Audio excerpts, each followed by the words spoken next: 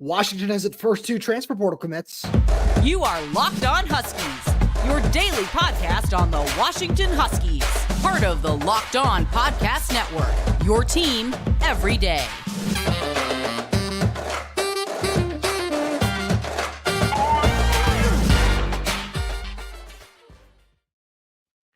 Welcome into a Friday night live edition of the Locked On Huskies podcast. I'm Roman Tomashoff. That's Lars Hanson. We are for Inside the Huskies of Fan Nation and Sports Illustrated. You can check out our written work over there at si.com/college/Washington. Lars, we're just going to jump right into it here for a nice little bonus pod here for all the everydayers out there. We've got 2 new transfer portal commits that have announced their commitment to the University of Washington here on Friday night. And so real quick, the 2 are Mississippi State quarterback Will Rogers, which is probably the bigger one. No offense to this other guy here, Vanderbilt linebacker Ethan Barr. So no offense to Ethan, but quarterback just, always seems to take priority here. So I think that this is a really great pickup here for UW. And we got a great question here in the comments from Gary Broughton saying, is Luke Falk a fair comparison for him? And I'd love to get your thoughts on that. Yeah, I mean, I would say he's a hybrid of Jake Haener and Luke Falk. Okay. Maybe like a 60-40, more Luke Falk, but he's tough, can make the throws, can make the reads. And here's the thing about the difference between Jake Haener, who had a better deep ball, and Luke Falk, who was more of a point guard, right? Where you're just kind of quick throws, get the ball in space. Do you not think that Ryan Grubb can work that game plan into fruition? Like, think about you having Jeremy Bernard, Denzel Boston, all these guys that are able to do quick reads, and Jalen McMillan if he decides to come back. So I wouldn't be worried necessarily if Washington doesn't have as many deep shots, but maybe the exact same, if not, more yards, right? So he's not Michael Penix, right? He's not the cerebral, can throw it on a dime in between 3 defenders and, throw guys open, right? But he's still very capable and one of the top transfer portal quarterbacks available, or was available. And so I think the Luke Falk comparison is good, but I don't want to make it seem like he's not Jake Browning, where it's like, okay, you're throwing it up and then John Ross has got to wait 10 minutes before the ball comes down, which isn't a shot at Jake, right? Because Jake still was a very good quarterback, one of the best in college football, and we love to see what he's doing with the Bengals. And so that's not a shot, right? But it's just a different style of quarterback, right? Will Rogers is probably a little bit better where the ball's not taking as long to get there, but he's not going to do it as often, and certainly not as often as Penix has. No, you're absolutely right there. And I feel like that's one thing where so I think the biggest thing for me when it comes to what we're going to see in Will Rogers next year, because let's be real here, he's probably going to be the favorite to start, and there's going to be a competition in the spring. And unless Austin Mack or Will Haskell just blow us away, we're probably going to see Will Rogers under center in the 2024 season. And this does feel, and this, I don't ever want to say these things to come off like they're, slights, like saying, oh, he's a bridge quarterback, because that's really what he is he is just kind of bridging the gap to Austin Mack.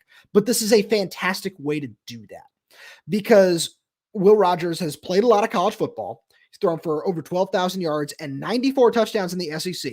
He is 2nd and 4th all time in the SEC with those numbers. And yeah, some of that is definitely, credit to the air raid offense, but he did a really good job. He's a very talented quarterback.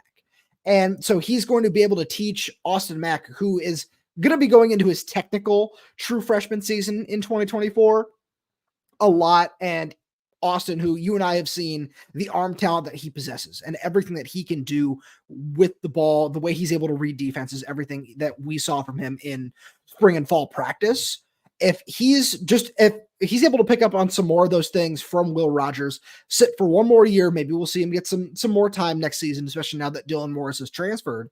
If we see a little bit more of that from Austin Mack in 2024, I think that the coaching staff is going to be very, very comfortable just kind of handing the keys over to him in 2025 and not going after another quarterback in the transfer portal. And I know we've got more thoughts on that, but before we get into those, we got to send a quick message to our friends over at Prize Picks, because with the basketball season here, you can now pick combo projections across football and basketball from the Specials League on Prize Picks, a league which was specifically created for combo projections that include 2 or more players from different sports or leagues. For example, LeBron James plus Travis Kelce at a 10 10.5 combo of 3-pointers made plus receptions. PrizePicks even offers a reboot policy so that your entries stay in play even if one of your players gets injured for football and basketball games.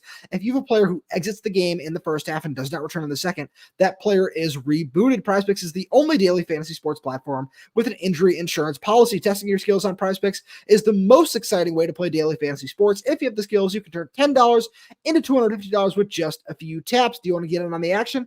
Go to prizepicks.com/LockedOnCollege and use code LockedOnCollege for a first deposit match up to $100. Again, go to prizepicks.com/LockedOnCollege and use code LockedOnCollege for a first deposit match up to $100. PrizePicks is daily fantasy sports made easy. Lars, I cut you off there for our ad read with some more Will Rogers thoughts. Please continue. Yeah, I mean, I think the thing to remember is there's two things I want to say. One, it's still important to note that Will Haskell will be one of the guys competing for the job, and I think it's good that they have a little bit different skill sets, right? Haskell is probably a better athlete. Rogers is probably a better quarterback of the two. But I do think the point about kind of tying it to where Ryan Grubb runs a pro-style offense, Will Rogers is coming from, as that commenter just mentioned, an air raid offense. But as I mentioned, I know I've mentioned this before to you, and I think I mentioned this on the show, where when Dylan Johnson came to Washington, one of the things that Ryan Grubb sold him on was his ability to get him the ball out of the backfield as a pass catcher. We didn't see it as much as we thought we would this season, but I think now bringing in a quarterback who maybe is a little more apt to do those checkdowns. I mean, again, it's not a slight to Penix, right? The guy finished second in the Heisman. This is not a slight in any regard to Michael Penix. We're just describing the differences of what you're going to, and that's what we've been saying the entire time. The offense is going to look different. You're still going to have a quarterback that throws for a lot of yards. You're still going to have a running back that probably runs for 900 plus, right? But maybe how those total yards and total touchdowns are accounted for is going to look a little different. And that's fine because Ryan Grubb knows how to game plan and get guys open. I think he's proven that throughout his 2 years at Washington, and certainly what he's done with Jake Hader and others at Fresno State before. No, absolutely. And I think that, we should have a little bit more of a wide receivers conversation. We're obviously going to do more of that on some of our longer shows, but there's one wide receiver who I wrote about over on Inside the Huskies that is visiting today. That is a really intriguing prospect, but we're going to get more into that after the other committed prospect. Let's talk a little bit about Ethan Barr, the linebacker from Vanderbilt. So he kind of flew under the radar a little bit when it comes to the transfer portal, but I actually really like this pickup for Washington, and he could kind of fill the same kind of mold that Raylan Goforth has this season, where he's not necessarily going to pop. He's not necessarily, and this is not a slight. Because we've seen when I think pop with a linebacker, I think what Carson Bruner did against Oregon State, right? Where 14, 15 tackles, just is all over the field doing all sorts of things where Ethan Barr is the kind of guy who's going to do a job. He's going to be a really sure tackler. He's not going to let a lot of people get away from him. And if you're adding a linebacker with 4 years of SEC experience, this should come in and fill a role for a year while guys like Devin Bryant and Jordan Whitney continue to develop behind him while still like stepping in and filling roles a little bit. I think that this is a fantastic pickup for this defense. No doubt. I mean, I think that's kind of one of the things that it was, when we had Christian Cape on the show, when I asked him about, hey, Raylan Goforth and some of the other transfers that, again, they weren't Michael Penix, they weren't Dylan Johnson, they weren't Jabbar Muhammad, but they were just as impactful, right? Because especially with how much Washington rotates on defense and certainly at linebacker, you need guys who there's not as much of a drop off, right? Carson Bruner, as we mentioned, was able to elevate his game up. Raylan Goforth was basically in kind of that same similar mold, and especially getting a veteran presence when you're losing Edifon Olufoshio, potentially other veterans on defense, right? Just having Raylan Goforth would be, since he's a 1-year transfer as well, yeah. Right, and Raylan being another one where it's like whether or not they play. I mean, the other thing too is he played, I believe, 500, and I was just looking at the numbers here, 507 snaps this season, had 13 total pressures, 3 quarterback hits. So he's also a guy that, can kind of do a lot of things, right? Yeah. Maybe he's not going to wow you, right? To your point, but that also could be, maybe the coaching wasn't as good at Vanderbilt. They went 2-10 this year, right? So if you can get better coaching by William Inge and the rest of the defensive staff at Washington, maybe his game can be elevated even more so. So you're getting, to your point, you want that veteran experience. You want a guy who's been there and done that. He's a 2-time captain for Vanderbilt. So it's not a wow addition like Will Rogers, but it could be just as impactful, right? When especially you look at the next season when you're going to the Big Ten, you're facing some of these tougher teams. having those guys with veteran experience who have played in big games, especially in the SEC, is a big key to have.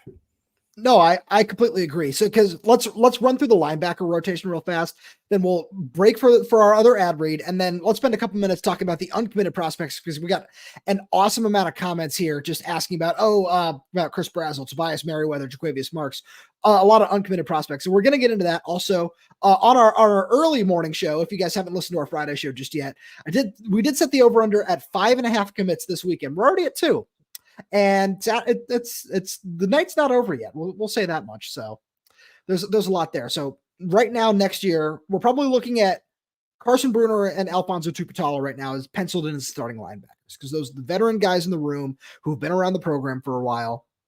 And then we look behind that. We got Ethan Barr, Drew Fowler is still going to be around. You can't rule out Drew Fowler in any of these conversations. And then there's Devin Bryant and Jordan Whitney, who are both really, really promising, talented, true freshmen this year. So they will have another year under their belts that to develop. And then let's just stick Ethan Barr right in there next to Drew Fowler right now, where he's probably going to fill that third linebacker role that we've seen Carson Bruner do, especially towards the end of the season before he took over. But he's somebody who could also definitely start if need be. No doubt. Yeah. And I think that's the option that you want to have for Washington, where you have a number of options that you believe in. And also a lot of guys that are veterans, right? Drew Fowler is going to be a 6-year senior next year. Carson Bruner will be a junior or senior, depending on how you view eligibility with COVID and all that. But having all those veteran presence, I think the talent's going to rise to the prop. Got some nice Ethan Barr connections in here. Love to see it. That's nice. That's a lead. I will say, I'll comment on Tobias on the other side. Oh, okay, yeah. So let's jump into that real fast. So for any Husky fans who are going to be in New Orleans, you don't want to be stressed when you're buying tickets. And a great way to do that is you want to check out the Game Time app for all your ticket buying needs, because you shouldn't have to worry when you're buying tickets to your next big event. Game Time is the fast and easy way to buy tickets for all the sports, music, comedy, and theater events near you. Some of the coolest things about Game Time is it's so easy to find and buy tickets for every kind of event in your area, and you can get a view from every single seat in the venue. Game Time is obsessed with finding ways to help you save money on tickets. You can find exclusive flash deals and sponsor deals on tickets for football, basketball, baseball, concerts, comedy, theater, and more. And with Zone Deal, you pick the section and Game Time picks the seats, and you get an average of 18% savings. Take the guesswork out of buying tickets with Game Time. Download the Game Time app, create an account, and use code LOCKDOWNCollege for $20 off your first purchase. Terms apply. Again, create an account and redeem code LOCKEDONCOLLEGE for $20 off. Download Game Time today. Last minute tickets, lowest prices guaranteed. All right, let's have the transfer wide receiver discussion. You want to start with Tobias Merriweather? Well, I was going to say, I think as much as I can see that reunion, with the skill set, the size, and all that, and being from Union, I think if Oregon and some others would be a more realistic option for Tobias Merriweather. If he ends up at Washington, that's kind of a bonus, right? I just think, especially with Jeremy Bernard, Denzel Boston. Denzel Boston's kind of in that Tobias mold, right? 6'2", 6'3", big guy, can still probably add a little bit more. So I'm not sure. I mean, again, I'm not saying you would say no to Tobias, but I think maybe some of the other options would jump him just a little bit different, just to add some different skill sets, which is the one that you're going to talk about from Tulane. So I think you chose your words very carefully there. Right. So I think it's more or less about, where the best fit is, similar to quarterback, right? Where it's like, hey, I could go to Miami, I could go to Oklahoma, I can go to USC, I can go to Washington, I can go to Oregon. There's pros and cons for each one, and wide receiver is no different. No, absolutely. So with that being said, let's talk about Chris Brazzell, Tulane freshman All-American receiver who's also in the transfer portal. He's recently taken a visit to Washington. And if I were wide receivers coach Jamarcus Shepard, I think I would take him over Tobias Merriweather, where Tobias is a really talented prospect. I don't think that you can go wrong with either of those guys, but Merriweather doesn't necessarily have the same production that we saw from Brazzell in his first year really playing. And Brazzell's a little bit taller. He's 6'5", 190 is what he's listed at. And I think that he would be a fantastic fit for this offense, where he's somebody who you don't necessarily need him to start right away. He can play a role in the rotation, as we talked about, right? Where Let's be real. If right now we're sitting here having this discussion, the starting 3 wide receivers next season are going to be Jeremy Bernard, Giles Jackson, and Denzel Boston. As we sit here and look at the roster right now, that's what it would be, barring some unforeseen change. So I think that Chris Brazzell is somebody who can make a big impact in that role, and whether it be as a 4th wide receiver, starting, whatever it might be. I really, really like his tape. And I think another person that we need to discuss that we've gotten some questions on here is running back to Quavius Marks. Yeah, so he's another one where he will be up this weekend, but he's also taking a visit to USC, as others have reported. So I think bringing Will Rogers, it's kind of cerebral on Washington's part, right? Maybe it worked out this way, maybe it was intentional, right? I'm sure Washington would say, oh yeah, we planned it that way. I'm sure Marks would say, yeah, maybe it just happened to work out that way. Who knows? But having Will Rogers come in today on Friday and then having him commit, now you have him and Dylan Johnson that can both, whether Dylan comes back or not, like, hey, Will found it. I found it. Now let me explain to you why as a running back, this is a good fit for you, even if I'm not here. Right. So, right. And maybe explain, hey, well, what about me as a pass catcher? Well, because maybe we had a different style quarterback. We played a different style of offense, right? That next year you maybe might see more checkdowns to running backs like Will Nixon, like Daniel Ngata, like Jaquavius Marks. So I think there's certainly a good selling point there for Washington, and getting also the last visit never hurts. No, I couldn't agree with you more there. And unfortunately for all the everydayers, we've got some awesome comments down over there. We'll probably stick around in the comment section and answer a couple more questions. We do have to start to wind down here, so we really do appreciate everybody tuning in. This has been awesome. There's going to be a lot more noise over the course of the weekend, so stick right here with us on Locked On Huskies, where we're going to cover everything regarding all the commits, who will commit, who won't commit.